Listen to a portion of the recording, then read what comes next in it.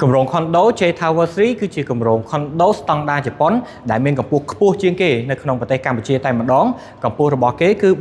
333ម៉ែត្រមានរហូតដល់77ជាន់នៅទីនេះគឺមានតែ2ប្រភេទ unit តែប៉ុណ្ណោះគឺមាន unit 166ម៉ែត្រការ៉េនិង unit 178ម៉ែត្រការ៉េសួស្តីបងប្អូនទាំងអស់គ្នាសម្រាប់ Condo មួយនេះគឺជាប្រភេទ3បន្ទប់គេងមានទំហំ166ម៉ែត្រការ៉េនៅក្នុង Condo J Tower 3ដែលមានទីតាំងនៅខាងត្បូងបឹងកេងកងមួយនៅជិតជាមួយនឹងកាហ្វេ Brown តោះបងប្អូនទាំងអស់គ្នាមកមើលខាងក្នុងជាមួយខ្ញុំទ្វាររបស់គេគឺជាទ្វារ Smart Key គឺក្រាស់ខ្លាំងមែនទែនហើយយើងចូលមកគឺយើងមានជាប្រភេទទូសម្រាប់ដាក់សម្ភារៈនៅខាងមុខតែម្ដងអញ្ចឹងយើងចូលមកក្នុងតិចទៀតខាងឆ្វេងដៃខ្ញុំនេះគឺជាបន្ទប់ទឹកសម្រាប់ប្រើប្រាស់យើងមានប្រគុណយើងមានខាងនេះយើងអាចធ្វើជាកន្លែងដាក់កន្លែងបោកខោអាវក៏បានហើយនិងកន្លែងមួយទឹកនៅខាងក្នុងអញ្ចឹងសម្រាប់ភ្ញៀវគឺគាត់អាចប្រើប្រាស់បន្ទប់ទឹកនេះបានតោះឥឡូវបើយើងមកខាងស្ដាំដៃនេះវិញគឺយើងមកដល់កន្លែងទទួលភ្ញៀវជាមួយនឹងចង្ក្រានបាយអញ្ចឹងកន្លែងទទួលភ្ញៀវគេគឺធំខ្លាំងមែនទែនគឺទំហំរហូតដល់56ម៉ែត្រការ៉េសឹងតែស្មើជាមួយនឹងបន្ទប់ Condo មួយឯងបងដូចបងបានឃើញអញ្ចឹងកន្លែងនេះកន្លែងញ៉ាំបាយខាងនេះយើងមានជាចង្ក្រានបាយគឺងាយស្រួលសម្រាប់បងប្រើប្រាស់ខ្លាំងមែនទែនហើយសម្រាប់ចង្ក្រានបាយរបស់គេគឺមាន space សម្រាប់ដាក់ទូទឹកកកខ្នាតធំយើងមានជាចង្ក្រានបាយបែបទំនើបស៊ីវិល័យគឺស័ក្តិសមមែនទែនសម្រាប់បងដែលចង់បានផលិតផលមានគុណភាពខ្ពស់ហើយយើងមកខាងនេះវិញបងអើយភ្ញៀវ10នាក់ក៏អង្គុយអត់ជាអៀតដែរដោយសារតែសាឡុងរបស់យើងមានទីធ្លាធំមានកន្លែងដាក់ទូតាំងទូទស្សន៍ទៀតស្អាតខ្លាំងណាស់បងគ្រាន់តែតើបងបានមកឃើញផ្ទាល់បានដឹងថាអារម្មណ៍នៅពេលដែលបានឃើញកន្លែងជាក់ស្ដែងយ៉ាងម៉េចអញ្ចឹង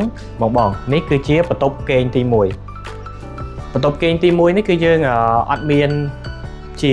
បន្ទប់ទឹកនៅខាងក្នុងទេដោយសារតែយើងអាចបែងចែកបន្ទប់នេះយើងចង់ធ្វើជាបន្ទប់គេងក៏បានឬក៏បន្ទប់សម្រាប់ធ្វើការនៅផ្ទះក៏បានហើយបន្ទប់នេះដោយសារតែជា unit កែងអញ្ចឹងយើងមាន view 2អញ្ចឹងខាងនេះ view 1ខាងនេះ view 1អញ្ចឹងយើងទៅមើលបន្ទប់មួយទៀតមួយខ្ញុំទាំងអស់គ្នាបន្ទប់នីមួយបងអើយយើងត្រូវការដើរឆ្លងកាត់កន្លែងទទួលភ្ញៀវអញ្ចឹងកន្លែងទទួលភ្ញៀវធំគឺផ្ដល់អត្ថប្រយោជន៍សម្រាប់បងជួបជុំគ្រួសារមានពេលវេលាច្រើននៅជួបជុំគ្រួសារហើយសម្រាប់ប្រភេទបន្ទប់គេងមួយនេះគឺយើងមានវេរ៉ង់ដាអាចចេញទៅក្រៅបានសម្រាប់បង stress អីអាចចេញទៅខាងក្រៅបានហើយវេរ៉ង់ដាគេនេះធំទូលាយមែនតើបងអាចអង្គុយបានគ្នាច្រើនឬក៏ធ្វើជាកន្លែងហាត់ប្រាណនៅខាងក្រៅហ្នឹងកាន់តែពិសេសអញ្ចឹងយើងនៅសល់បន្ទប់គេងមួយទៀតតុកសូបងគឺជាបន្ទប់ចុងក្រោយបន្ទប់មេគ្រួសារគឺនៅខាងនេះបន្ទប់មេគ្រួសារអ្វីដែលសំខាន់ជាងគេនៅពេលដែលបងចូលមកបន្ទប់ទឹករបស់គេគឺ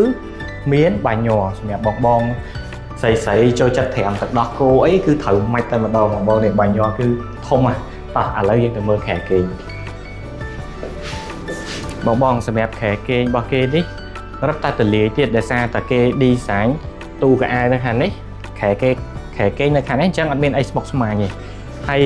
ផុតពីខែគេងមកក៏យើងមាន space មួយទៀតអាចថាយើងធ្វើជាតុសម្អាងនៅគៀននេះក៏បានធ្វើជាកន្លែងអង្គុយលេងដូចក្នុងរូបភាពនេះក៏បានអញ្ចឹងសម្រាប់បងចង់បាន Condo ដែលមានទំហំ166ម៉ែត្រការ៉េនៅ